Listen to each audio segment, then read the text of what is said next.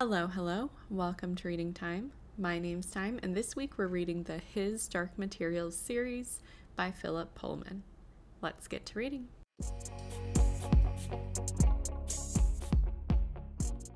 His Dark Materials is a fantasy trilogy about a girl named Lyra who lives in a parallel world to ours. She goes on a journey to rescue her friend and discovers multiple worlds along the way, as well as some truths about human nature. The first book of the series is The Golden Compass, although it's called The Northern Lights in some other countries. The second one is called The Subtle Knife, and the third one is called The Amber Spyglass.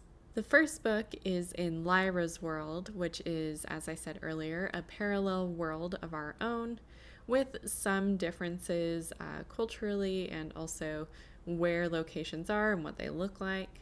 Additionally, all people in this world have demons, which are these creatures that are a part of the people, almost like their soul, and they are represented as animals that cannot stray too far from their person. Before adolescence, a demon's shape can change so they can become any animal.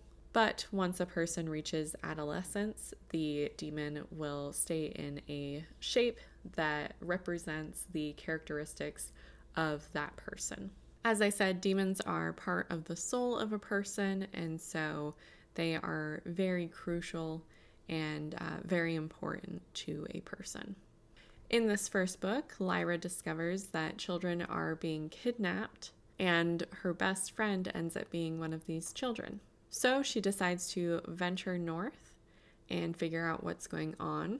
All while this is happening, there's these mysteries going on about this substance called dust that can be shown and seen through certain lenses and typically is only present around adults. Along the way, she travels with migratory people, she meets up with witches, she meets armored bears who can talk, and generally it reads as an interesting fantasy book. The second book does take a shift in pacing and in focus, as we are now split between Lyra's world and a different world and our own world, where we are introduced to our other main character of the story named Will.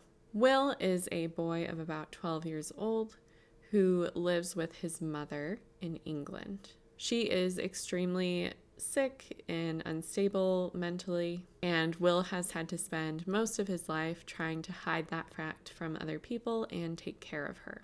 That is until some men come looking for information about his father, who is an explorer who went missing. Will manages to blunder into a different world where Lyra happens to be. This world is separate from either of their own and contains these creatures called specters who attack people once they reach adolescence.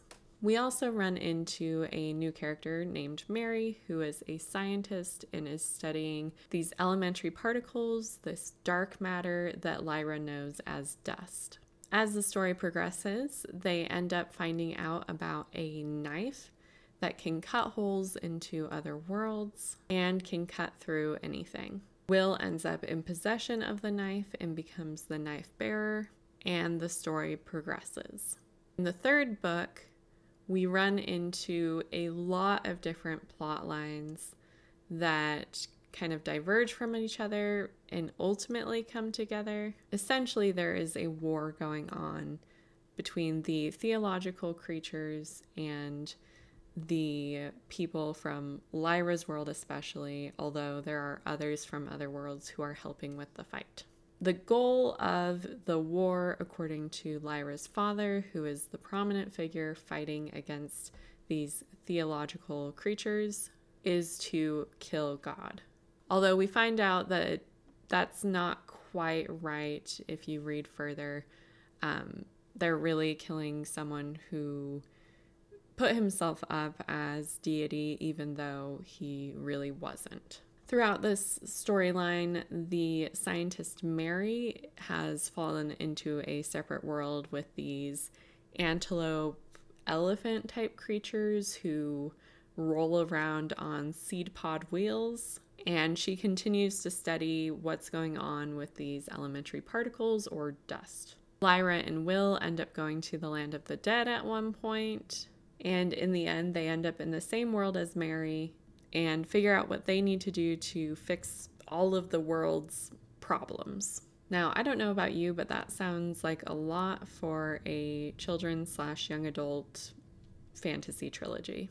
And it really was a lot of plotline for not a lot of books. And I felt that some of those plot lines really were not necessary or were not fully developed or believable, even in a fantasy setting. And generally, I just didn't really enjoy this series. I'm going to give it 2 stars. The first 2 books were somewhat enjoyable for me. I kind of went back and forth as to whether I liked them or didn't. I liked parts of them and I didn't like other parts. The third book for me, I really did not like, though. And while I am a religious person, and while the content of that book especially does have issues with religion, that's not the main issue that I have with this book or the series. My main issue, especially with the last book, is that it didn't really grab my attention and there was too much going on. Some plot lines were focused on way more than was necessary. Characters suddenly had major growth points that didn't make any sense at all for who they were in the first 2 books. And it really did feel more like a soapbox moment for someone who doesn't believe in theology than it felt like a wrap-up of a fantasy series. Additionally, there was a lot of content in the book, and I definitely have seen more severe content in books before, but it had way more than I was expecting for a book series that lists ages 10 and up on the back of it. To start, there is so much violence in this series. As I said, in the first book, children are kidnapped, but they're also experimented on. They're separated from their demons, which is torturous for them, and some of them do die. Other characters die throughout the series as well at multiple points. It's a very regular thing that happens. There are also many fights between characters, and some of the fights are a little graphic in description. Additionally, Will, the other main character, has his fingers cut off when he gets the knife, and that's his mark of being the bearer of that knife. For substance usage, the children are seen drinking multiple times, even though most of the children in the book are 12 or younger. Adults also drink and smoke throughout the series, and in the first book, the main armored bear character does drink to drunkenness. Additionally, in the last book, Lyra is in a drugged sleeping state for a good chunk of the beginning by her mother. So there is that substance use to be aware of as well. For language, there is mild swearing throughout, especially by our main character, Lyra. And finally, for sexual content, there is passionate kissing at various points in the books. There are also these weirdly intimate scenes where people's demons are touching each other and it gets weirdly intimate. And finally, there is a large focus in the last book about how sexual attraction and awakening marks the transition to adolescence and consciousness. Additionally, as I said, this book does deal with theological matters. It talks about God and angels. Lyra is set up as an Eve character, and she is supposed to be tempted. And the church in this book, which is kind of set up to be symbolic of the Catholic Church, is definitely the main or one of the main bad guys in the series. And that is something that traditionally a lot of Christian readers especially have had issue with. Although these theological topics may even go over some younger readers' heads, but it is something to be aware of nevertheless. As I said earlier, this book is marked on the back for readers 10 and up. But I really don't think that I would feel comfortable with a 5th grader reading this. For me personally, I would recommend it at 9th and up, so high school and up, but I do think some middle schoolers would be able to read the content and understand it pretty well, especially since our main characters are 12 years old by the end. That does fit with a 7th grade age range, but I really think 9th grade and up is a better fit. Now, a large focus in this series is the transition from childhood to adulthood, that period of adolescence. And it's often framed in the idea of a transition from innocence to consciousness. We discover as we go through the series that Dust is attracted to that consciousness, which is why it's seen more around adults than it is around children. And we also find out that this is the case across the different worlds and across the different conscious beings. So that idea is a very interesting one and something that I thought was really cool to see explored further. The concept of multiple worlds was also a very interesting one.